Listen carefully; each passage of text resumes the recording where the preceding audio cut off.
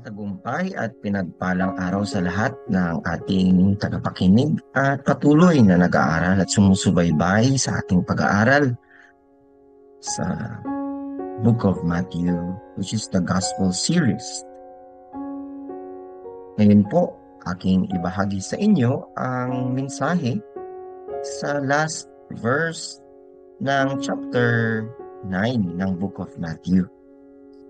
Ang title at titulo ng mensahe natin ngayon ay ang mga tupang walang pastol or the shepherdless sheep. Ang pastol po o ang pastor ay nagmula sa word na pastol, which is shepherd. At habang minemeditate ko po ang mensaheng ito, akin pong inaalala ang ating mga pastor na patuloy na ginagamit ng Panginoon ah, sa ating simbahan.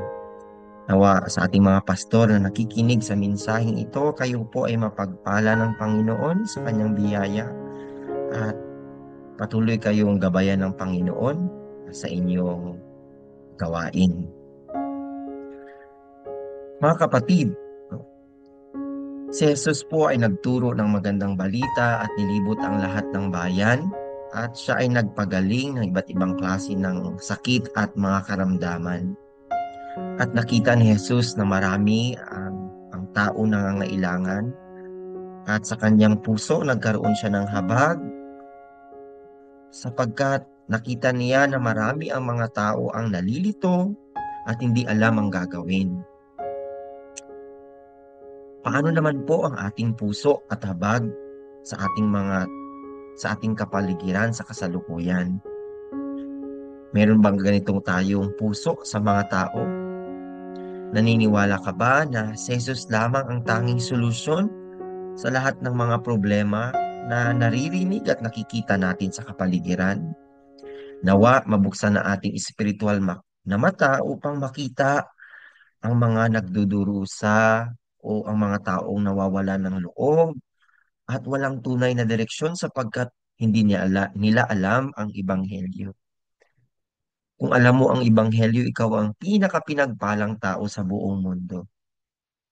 Ngunit kung wala ka ba Ebanghelyo, kahabag-habag ang iyong buhay sapagkat para kang isang tupa na walang pastol na nangangalaga sa iyong buhay. I remember Joseph or David once confessed in Psalms 23 that the Lord is my shepherd. Ang Diyos ang ating tagapagbantay.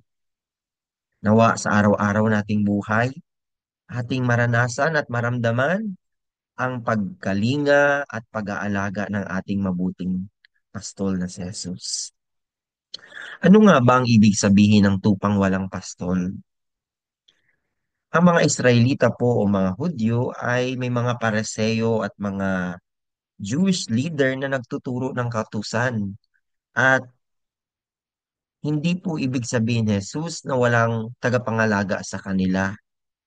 Ang ibig sabihin ng Panginoon ay walang tunay na leader o nagturo sa kanila ng Ebanghelyo. Sapagkat ang itinuturo ng mga Pariseo ay patungkol sa mga kautusan ni Moses na nagpapahirap sa mga Hudyo o sa mga Israelita. Nakita ni Jesus na marami ang nahihirapan at sila ay patay sa espiritual. Ito po ang aking nararamdaman sa tuwing ako ay pumupunta sa field o sa mission work. Nakikita ko na marami ang mga tao ang nangangailangan ng tunay na ebanghelyo ngunit walang pastol na nagbibigay sa kanila ng tamang katuruan sapagkat marami ang nadadaya ng mga maling katuruan o tinatawag nating mga false prophet. Makikita na lamang natin na ang mga tinuturo ng mga maling katuruan ay patungkol sa katutusan. Ito ang dapat mong gawin. Ikaw ay walang kaligtasan. Ito ang dapat na pamumuhay at marami ang nahihirapan at hindi makapagpatuloy sa kanilang espiritual na buhay sapagkat sila ay nahihirapan. Ako po ay naniniwala sa ating mga tagapagturo, ating mga mabubuting pastor na patuloy na ginagamit ng Panginoon na ang kanilang pong tinuturo ay tunay na ebanghelyo at hindi po ang legalismo, hindi ang mistisismo o ang humanismo, kundi tanging ebanghelyo lamang. Wala pong buhay sa relihiyon. Marami pong relihiyon ang nagtuturo ng mabubuting bagay, ngunit ang relihiyon po o ang pagiging Kristiyano ay hindi sa mabuting gawa, kundi ito ay buhay. Kung kikilalanin natin si Jesus na ating tagapagligtas, tayo ay magkakaroon ng buhay. At ang buhay na ito ang siyang magbabago ng ating puso, ng ating kaisipan, at ang ating nature. Ngunit sa sarili nating gawa at wala sa biyaya ng Diyos, hindi natin lahat ito magagawa. Wala pong patunay at wala pong tao na tuwid at kayang sumunod ng kautusan ng 100%. Kaya naman, nandito si Jesus. Si Jesus ay may tunay na habag at pakialam sa mga taong naliligaw at walang tunay na direksyon o mapupuntahan. Ako rin po ay isang katulad ng tupa na naliligaw nung aking kabataan, sapagkat ako naman po ay mabuting tupa at tagapagsunod. Ngunit sa aking puso, ako po ay nahihirapan at walang kapayapaan. Kung mababasa ninyo sa Numbers 27, verse 15 to 17 at Ezekiel 34, I suggest na basahin niyo po ito ng malalim sapagkat dito po sinasabi ng Panginoon na kung walang mabuting pastol na nagtuturo ng ebanghelyo, ang mga tupa ay maliligaw. Tayo po ay mga tupang naliligaw. At kawawa naman po ang tupang ligaw kung mapupunta siya sa isang lugar na kamatayan o kapahamakan ang kanyang darating. Ngunit salamat na lang po sa biyaya ng Diyos at tayo ay natagpuan. Nakilala natin ang ebanghelyo. Nakakilala tayo ng isang ebanghelista na nagturo sa atin ng tunay na ebanghelyo. Siguro kung hindi tayo nakakilala ng ebanghelyo, tayo ay magiging katulad ng ibang Kristiyano rin na nabubuhay na hindi malaya at walang kapayapaan. Pangalawa po, si Jesus ang ating tunay at mabuting pastor. Jesus is our good shepherd. Ang lahat ng mabuting character, mabuting attitude ng isang mabuting pastol ay nasa Panginoon. Sinabi ko nga po sa inyo na ang pastor ay galing sa word na pastol. Ngunit wala pong pastor na perpekto. Kahit po ako o kahit sino pong pastor ay merong kamalian at may pagkakamali. Ngunit ang tunay po nating pastor o pastol ay si Jesus. Ayon po sa Luke chapter 15 verse 3 to 7, si Jesus ay hindi nagpapabaya sa kanyang mga tupa. Alalahanin po natin ang parabola patungkol sa nawawalang tupa at iniwan ng Panginoon ang 99 para lamang sa isa. Ano pong ibig sabihin nito? Ibig sabihin, binavalue ng Panginoon o binibigyan niya ng pagpapahalaga ang isang kaluluwa naliligaw at kaya niyang iwan ang 99. Hindi ba ibig sabihin na wala siyang pakialam sa 99? Maaring ilalagay niya ang 99 sa isang safe na lugar bago hanapin ang isa. Ganito po ang puso at pakiramdam ng Panginoon sa bawat isa sa atin.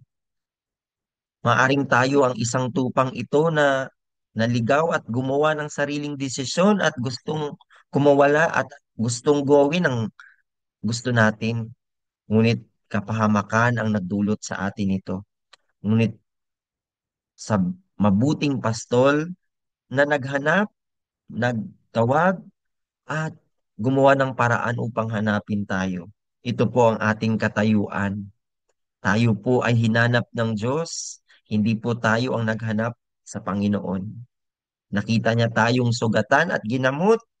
Nakita niya at inalay niya ang kanyang buhay para sa atin. John chapter 10 verse 11 to 16, hindi po siya bayaran o hired shepherd na siyang tumatakas pag merong kapahamakan o may masamang nangyari. Nakakalungkot po na may mga pangyayari na may mga manggagawa o pastor na Iniiwan ang kanilang mga miyembro sapagkat sila ay nadaya ng sanlibutan at sa mga pangyayari sa kanilang buhay. Ako po ay lubos na napapagpala sa buhay ng ating mga pastor na ibinibigay nila ang kanilang buhay para sa gawain. Madalas, iniiwan nila ang kanilang pamilya. Madalas, iniiwas nila o binabaliwala nila ang kanilang sarili para lamang makapunta sa mga Bible study, mag-encourage ng mga pastor. Sa mga miyembro po na nakikinig ng mensaheng ito, ang pastor po o ang pastor natin ay hindi po superhuman. Sila din po ay nangangailangan ng ating pag-care at pag-aaluga. Ipanalangin po natin ang ating mga pastor at dalawin at bigyan din natin sila ng pagpapahalaga sapagkat sila ay pinili ng Diyos, katulad ng pagpili ng Diyos sa atin. John chapter 10 verse 14 to 15, sinabi ng Panginoon na kilala ko ang aking tupa at kinikilala nila ako. Kung tunay po tayong mga disipulo ng Panginoon, naririnig natin ang ating Diyos, ang kanyang mensahe, at sinusunod natin. Yan po ang mark ng isang totoong disipulo. Meron silang nakikinig sila sa kanilang pastor. Tayo ba ay nakikinig sa mensahe ng Panginoon o binabaliwala lamang natin ito sa ating isip? Sinabi ng Panginoon na inalay ko ang aking buhay para sa aking tupa. Ito po ang tunay na pag-ibig ng Diyos. Kaya niyang ialay ang kanyang buhay para sa kanyang mga tupa. Ngayon po ay panahon ng eleksyon at magluluklok tayo ng mga lider at nangangako sila ng mga pangako ng pagbabago. Ngunit kaya ba nilang ibigay ang kanilang buhay para sa atin? Hindi po natin masasabi. Ngunit si Jesus ay ang tunay na ebidensya ng tunay na lider. Example nating mga pastor na maibibigay natin ang lahat sapagkat ibinigay ng Panginoon ang kanyang buhay para sa atin. John chapter 17, buong pong verse o chapter, ang Panginoon ay merong puso na inaalala at ipinapanalangin ang kanyang mga alagad. Siya po ay may pakialam sa bawat isa. Talagang ipinapanalangin ng Panginoon ang kanyang mga disipulo sapagat alam niyang hindi magiging mabuti o sila ay parang idinala sa isang lugar na puno ng mga asong gubat na siyang handa silang kagatin. Ito po ang buhay ng mga disipulo. Ang buhay po ng isang pastor ay hindi nagiging madali sapagkat marami pong pagsubok na susubok sa amin at sa aming katatagan. Ngunit salamat sa panalangin ng mga tao, panalangin ng banal na espiritu, kami ay nanatiling tumitindig at nanatili. Kailangan po namin ang inyong panalangin at kailangan natin manalanginan sa isa't isa. Kung ikaw ay isang pastor, humingi ka ng panalangin sa iyong mga miyembro at kung ikaw ay pastor, tulad ni Jesus, ipanalangin mo ang iyong mga miyembro isa-isa sapagkat ito ay isang pagpapala na ibinigay ng Diyos para sa atin. Sa huli pong verse 37 to 38, nung makita ni Jesus at siya ay nagkaroon ng habag para sa mga taong naliligaw, sinabi ng Panginoon sa kanyang mga disipulo, napakaraming aanihin, ngunit kakaunti ang mag-aani. Sinasabi ng Panginoon, Jesus sa kanyang mga alagad, na ito na ang oras at panahon ng pag-aani. Ano ang iyong dapat gawin at anong iyong response sa panawagan ng Panginoon na dapat na tayong lumabas? May ilan sa atin ang concern natin ay ating sarili lamang at wala tayong pakialam sa iba. Tayo ba ay may pakialam at may concern sa pag-iibanghelyo sa labas sa mga taong nangangailangan sa atin o tayo ay tatamad-tamad at nandito lamang sa pulpito at Tayo ay isang miyembro ng tagapakinig lamang at hindi natin ibinabahagi ang salita ng Diyos. Ano pong ibig sabihin na marami ang aanihin? Ito po ay nagpapatukoy sa lugar na handa na po na maibahagi ang ebanghelyo. It's already prepared. Kung ikaw ay pupunta ng Wao, marami pong mga mais doon, marami pong aanhin, napakaluwang ng kanilang ng mga lugar para aanhin, ngunit kulang ang manggagawa. Ngunit ang concern natin ay ang mga makamundong bagay, paano magtagumpay, makapagtapos sa pag-aaral, paano yumaman, magpagawa ng bahay, o maging matagumpay sa mundo. Ngunit ang mga lugar ay handa na para o naghihintay na para sa atin. Kapatid, dapat ka nang lumabas sapagkat handa na ang lugar o hinanda na ng Panginoon ang lugar na kailangan mo iligtas. Ang ibig sabihin rin ito ay patungkol sa paghahanda natin sa labanan. Ang aanihin o harvest ay nagpapatukoy din sa pakikipaglaban natin. Kung ikaw ay magiging harvester o tagapag-harvest, dapat handa ka sa init, handa ka sa mga damo o sa mga maaring kaharapin mo. Kaya magdala ka ng tubig, jacket, sombrero. Ganun din sa pag-ibanghelyo. Dapat handa ang iyong sarili sa pakikipagbaka sa espiritual sapagkat meron tayong kaaway o kalaban na siyang humahadlang sa atin para hindi tayo lumabas upang hindi natin iligtas ang mga tao. Ano pong ibig sabihin na kakaunti ang mag-aani? Ang ibig sabihin ko nito ay may mga tunay na mga pastor at meron ding hindi tunay na pastor o tinatawag ng Panginoon na bayaran. Hired shepherd. Tayo ba ay hired shepherd? Kung isipin ko, lamang ang mga pastor natin sa kanilang gawain. I'm so blessed sa kanilang buhay. At kung bibigyan natin sila ng tamang pasweldo, kulang po at hindi po sapat. Ngunit nagpapatuloy po sila na tayo po ay ma-appreciate natin ang ating mga manggagawa sa ating simbahan sapagkat alam ko po na hindi sila gumagawa dahil sa kabayaran, kundi ginagawa nila ito sapagkat inilagay sa kanilang puso ng Panginoon ang puso para sa mga kaluluwa. If you are a pastor listening to this message, God bless you and ang Panginoon ay kasama mo at ang tiyak na pagkalinga at ang reward ng Panginoon ay naghihintay sa iyo. Hindi po tayo bayaran, kundi tunay tayong pastol na iiwan natin ang lahat dahil sa Ebanghelyo. Ang ibig sabihin din po nito ay ang mag-aani na siyang ipinadala ng Diyos at hindi galing sa tao. Alam niyo ba mga kapatid, na ang Diyos ang siyang nagpapadala ng pastol at hindi ang tao o hindi ang kanyang sarili. Gusto kong maging pastor.